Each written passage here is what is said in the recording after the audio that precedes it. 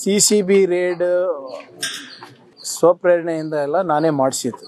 ಯಾವುದೇ ಪ್ರಿಸನ್ನಲ್ಲಿ ರೇಡ್ ಆಗಬೇಕು ಅಂದರೆ ಹೋಮ್ ಮಿನಿಸ್ಟರ್ ಅವರ ಆದೇಶ ಇರಬೇಕು.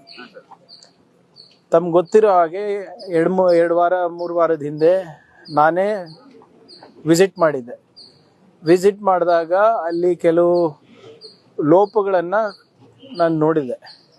ಅದನ್ನು ನಮ್ಮ ಹಿರಿಯ ಅಧಿಕಾರಿಗಳ ಜೊತೆ ಚರ್ಚೆ ಮಾಡಾದ್ಮೇಲೆ ನಿನ್ನೆ ನಾನೇ ಮುಖ್ಯಮಂತ್ರಿಗಳ ಪರ್ಮಿಷನ್ ತೊಗೊಂಡು ಅಲ್ಲಿ ರೇಡ್ ಮಾಡಿಸಿರೋದು. ಸುಮಾರು 100 ಜನ CCBದವರಿಗೆ ಕಳಿಸ್ಕೊಟ್ಟು ಅಲ್ಲಿನ ವ್ಯವಸ್ಥೆ ಬಗ್ಗೆ ತಿಳ್ಕೊಂಡಿರೋದು. ಅದರಲ್ಲಿ ಸಾಕಷ್ಟು ಲೋಪಗಳು ಕಂಡು ಬಂದಿದೆ. We are already taken action also.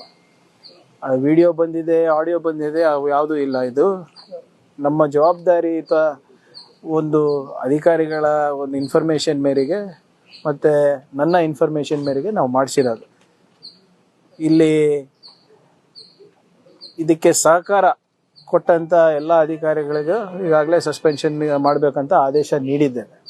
ಮತ್ತು ಅಲ್ಲಿ ಏನೇನು ನಾವು ಮಾಡಬೇಕು, ಬರೀ ನಿಮ್ಮ ಪರಪ್ಪನ ಅಗ್ರಹಾರ ಅಷ್ಟೇ ಅಲ್ಲ, ಎಲ್ಲ ಪ್ರಿಸನ್ಸ್ನಲ್ಲಿ ಜೈಲ್ನಲ್ಲಿಗಳು ಕೂಡ ಇದು ನಡೀತದೆ. ಯಾವಾಗ ಏನು ಎತ್ತ ಅಂತ ನಾನು ಹೇಳಕ್ಕೆ ಹೋಗಲ್ಲ. ಆದರೆ ಕಲಬುರ್ಗಿ ಇದೆ ಪ್ರಿಸನ್ ಇರ್ಬೋದು, ಬೆಳಗಾವಿ ಇರ್ಬೋದು, ಬೆಂಗಳೂರು ಇರ್ಬೋದು, ಬೇರೆ ಯಾವುದೇ ಇರ್ಬೋದು, we will take strict action. We will keep doing this. ನಿರಂತರವಾಗಿ ನಾವು ಇದನ್ನು ಮಾಡ್ತಾ ಇರಬೇಕು. ಕೆಲವು ಆಫೀಸರ್ಸ್ ಇದ್ದಾರೆ ನಮ್ಮಲ್ಲೂ ಕೂಡ, ಯಾರು ಇನ್ನೂ ಹಳೆ ಚಾಳಿಗಳು ಬಿಟ್ಟಿಲ್ಲ. ಎಲ್ಲರಿಗೂ ಐಡೆಂಟಿಫೈ ಮಾಡಿ ಅವರಿಗೆ ಕಾನೂನಾತ್ಮಕವಾಗಿ ಏನು ಕ್ರಮ ತಗೋಬೇಕು ನಾವು ತಗೋತೀವಿ. ಇರೋದಷ್ಟೇ ನಾವು ಮಾಡ್ಬೋದಲ್ಲ, ನಾವು ಗಲ್ಲಿಗೆ ಏರ್ಸೋಕ್ಕಾಗ್ತದ?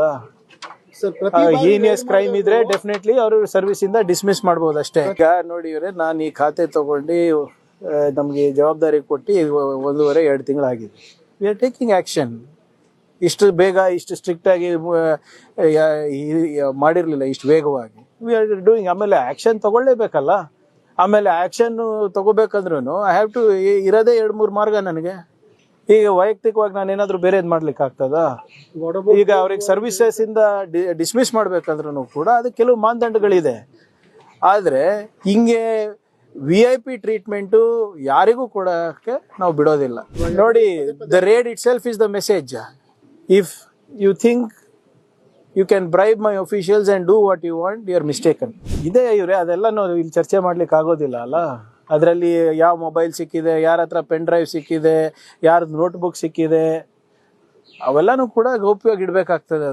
ಅದೆಲ್ಲನೂ ಕೂಡ ನಾವು ಸಮಯ ಬಂದಾಗ ತಿಳಿಸ್ತೀವಿ. ಇನ್ನು ಅದು ಸ್ವಲ್ಪ ಮಾಜರನ ಆಗಲಿ ಎಲ್ಲ.